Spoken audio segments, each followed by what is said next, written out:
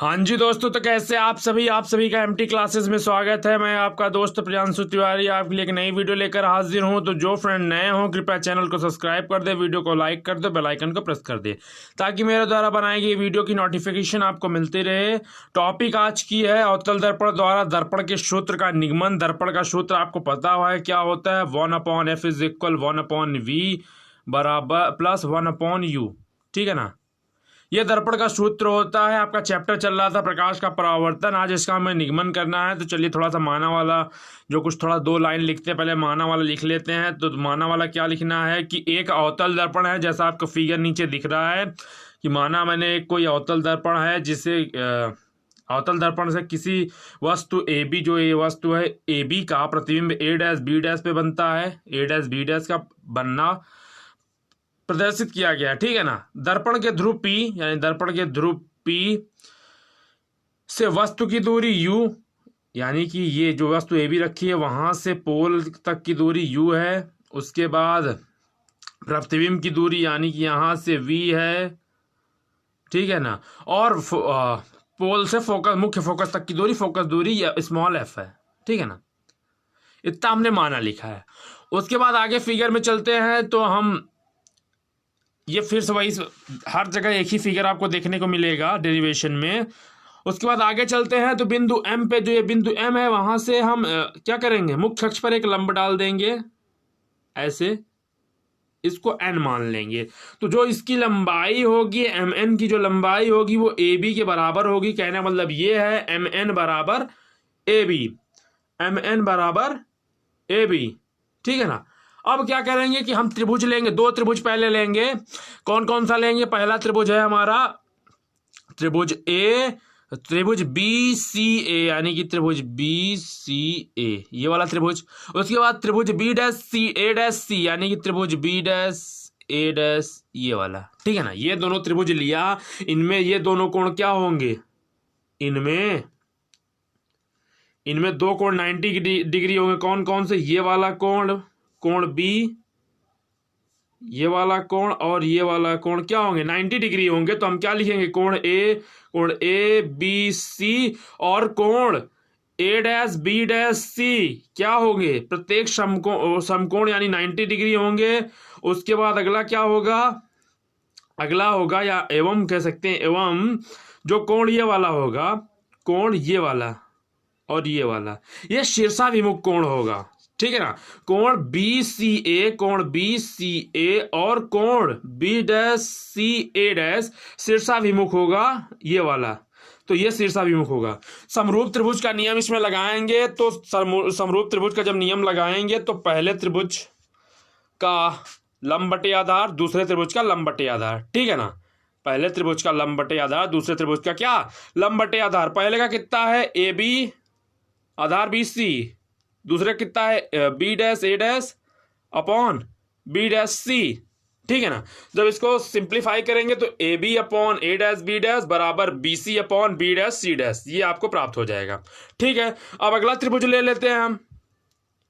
अगला त्रिभुज लेंगे, अगले 2 त्रिभुज लेंगे। कौन कौन से लेंगे, हमने यहाँ पे एक लंब डाला था, इसको n माना था। ठीक है, तो एक त्रिभुज आपका ये वाला हो जाएगा, एक त्रिभुज ये छोटा वाला हो जाएगा। ठीक है, तो हमने 2 त्रिभुज और ले लिया। तो इनमें भी सेम कंडीशन क्या होंगी, यहाँ पे जो लंब डालेंगे वो 90 डिग्री का होगा, सॉरी यहाँ पे जो लंब डालेंगे वो 90 डिग्री का होगा, ये 90 डिग्री का होगा। और ये वाला कोण कितने का होगा, ये भी 90 डिग्री का होगा।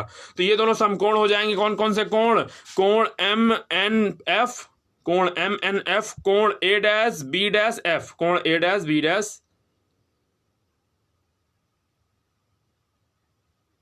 सॉरी यहाँ पे सी नहीं, यहाँ पे एफ होगा, आप ये बना लीजिए ये।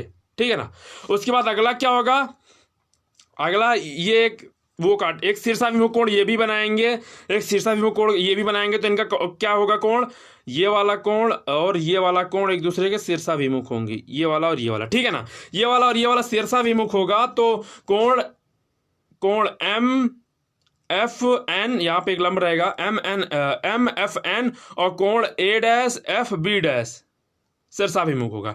तो इसमें भी समरूप त्रिभुज का आप नियम लगाओगे तो पहले त्रिभुज का लंब बटे आधार, दूसरे त्रिभुज का लंब बटे आधार, सिंप्लीफाई करोगे आपको थोड़ा सा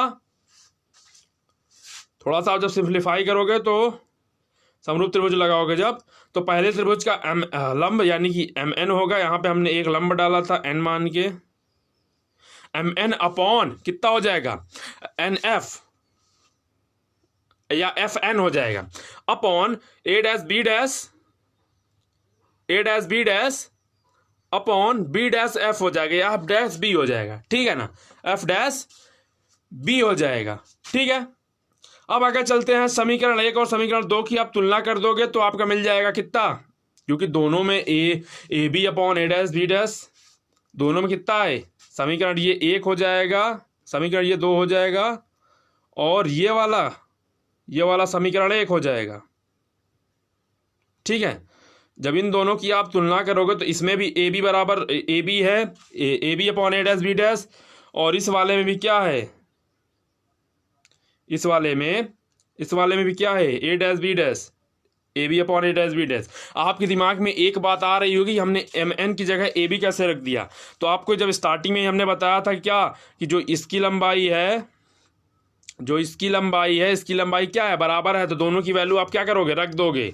तो आप दोनों समीकरण की तुलना कर दोगे तो B C upon B dash C बराबर F N upon F B dash. अगर दर्पण का जो द्वारक है, ये जो द्वारक है, इसकी लंबाई अत्यंत कम कर दी जाए, यानी छोटी कर दी जाए, तो जो यन यहाँ पे जो यन है वो पी के बहुत पास हो जाएगा, तो पी के निकट हो जाएगा। तो जो एफ एन भुजा होगी, जो एफ एन होगी वो लगभग किसके बराबर हो जाएगी, एफ पी के बराबर हो जाएगी, ठीक है ना। तो आप समीकरण में कितना लिख दोगे, B C upon B dash C बराबर F P upon F B dash, ठीक है ना, ठीक है। उसके बाद इस फिगर में आपको कुछ और निकालना है कि हम बी सी को क्या लिख सकते हैं, यानी कि इस वाली दूरी को, जो ये वाली दूरी है, जो ये वाली बी सी दूरी है, इसको हम क्या लिख सकते हैं, इस पीसी दूरी में से आप पीबी दूरी में से आप पीसी दूरी घटा देंगे तो आपकी बीसी दूरी मिल जाएगी। तो पहला हम लिखेंगे पीबी माइनस पीसी अपॉन, अब बी डैश सी है, अब क्या है, बी डैश सी है, अब बी डैश सी में भी यही लगाएंगे, अब बी डैश सी है, बी डैश सी, इस दूरी को निकालना है आप। तो आप पीसी में से आप कितना घटा दो, पी बी डैश, तो आपको कितनी मिल जाएगी, बी डैश सी, तो आप कितना निकाल लोगे, P B minus P C upon P C minus P dash बराबर आपका एफ पी वही रहेगा। आपको एफ बी डैश को भी तोड़ लेना है, एफ बी डैश को क्या करना है, तोड़ लेना है। जब एफ बी डैश को आप तोड़ोगे तो किन किन के में तोड़ दोगे, जब एफ बी डैश को आप इसको तोड़ोगे दो पार्ट में, तो आप तोड़ोगे कितना तोड़ोगे, एफ बी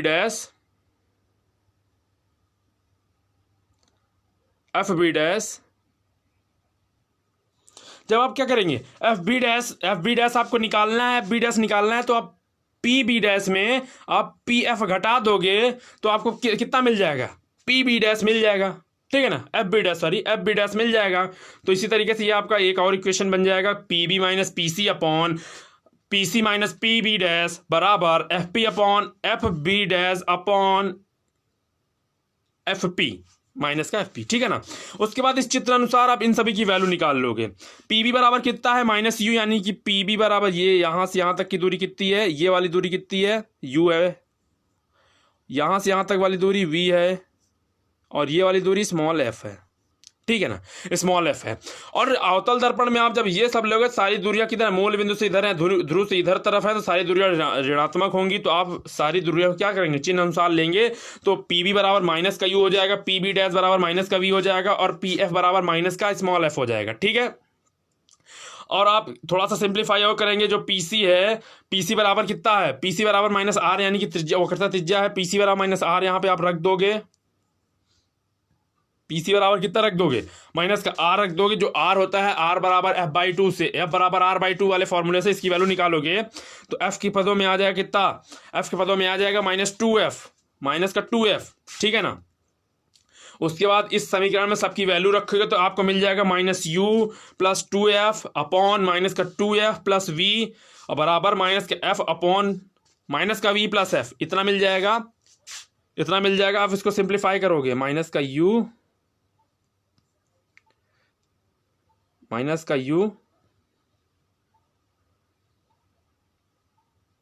माइनस का u प्लस का 2f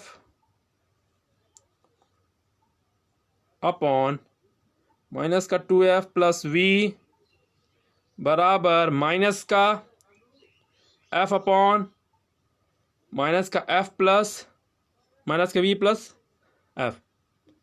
ठीक है ना, इतना आपको मिल जाएगा। जब इतना मिल जाएगा तो आप तीरे गुणा करा दोगे, इसका इधर से, इसका इधर से, इसका इधर से, इसका इधर से। जब इसका इधर से करा दोगे तो आपको मिल जाएगा कितना, आपको इतना मिल जाएगा प्लस का 2f स्क्वायर माइनस का vf बराबर u इंटू v माइनस का कितना, माइनस का 2fv माइनस का uf प्लस का 2f स्क्वायर। ये से ये वाला कट जाएगा, इन दोनों को सॉल्व करोगे तो आपको कितना मिलेगा, uf प्लस vf बराबर uv। ठीक है ना। उसके बाद दोनों पक्षों में आपको क्या करना है, uvf यानी इंटू में रहेंगे तीनों, इनसे मल्टी भाग दे देना है। तो आपको जब भाग दे देंगे तो आपको मिल जाएगा 1/f बराबर 1/v प्लस 1/u, 1/f बराबर 1/v प्लस 1/u। मैं आशा करता हूँ आपको ये समझ में आया होगा। तो जो फ्रेंड नया कृपया चैनल को सब्सक्राइब कर दे, वीडियो को लाइक कर दे, बेल आइकन को प्रेस कर दे। धन्यवाद।